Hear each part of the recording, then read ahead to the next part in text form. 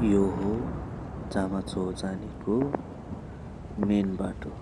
हामी चाहिँ फुलबारी गेटबाट थोरै माथि गइसकेपछि यो भिडियो खिचेका हौं।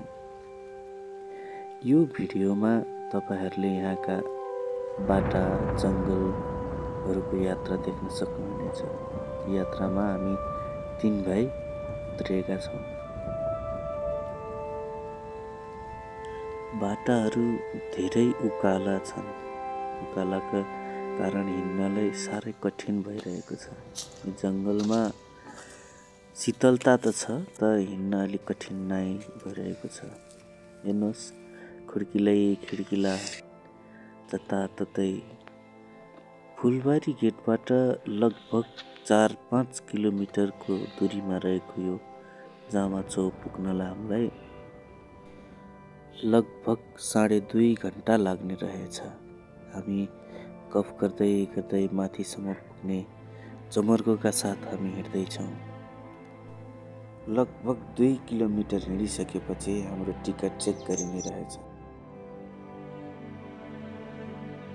जंगलका यी रमणीय ठाउँहरू हेर्दै, फोटो खिच्दै, भिडियो बनाउँदै हामी बिस्तारै अगाडि बढेका छौँ। हिँड्नलाई साह्रै कठिन भइरहेको थियो। कुनै बेला बस्दै हिँड्दै बिस्तारै अघि बढिरहेका थियौँ।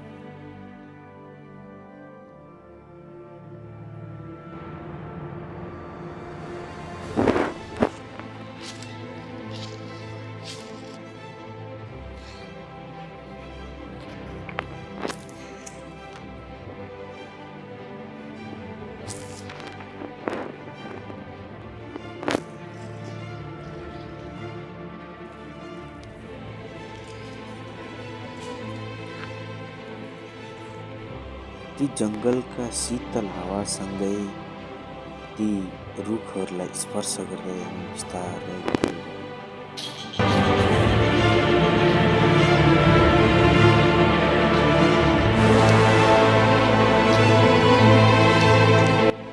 आउने र जाने मान्छेका भिडभाड पनि त्यत्तिकै थियो। मान्छेहरू जताततै आउने जाने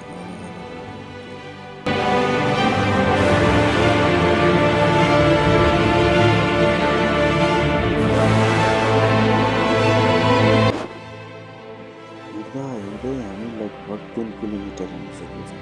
अब 2 किलोमिटर मात्र बाँकी रहेको छ।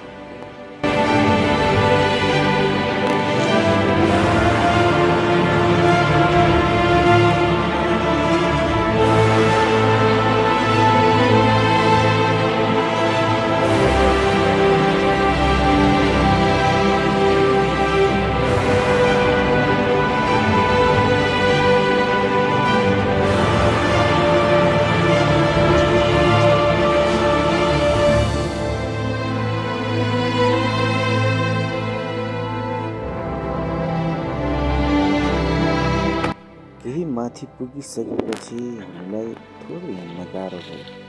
त्यसपछि हामीले लट्ठीको सहारा लिएर हिँड्यौँ। लगभग हामी पुगिसकेका थियौँ। यो हो जामाचो, जहाँ जताततै झन्डाले भरिएको छ।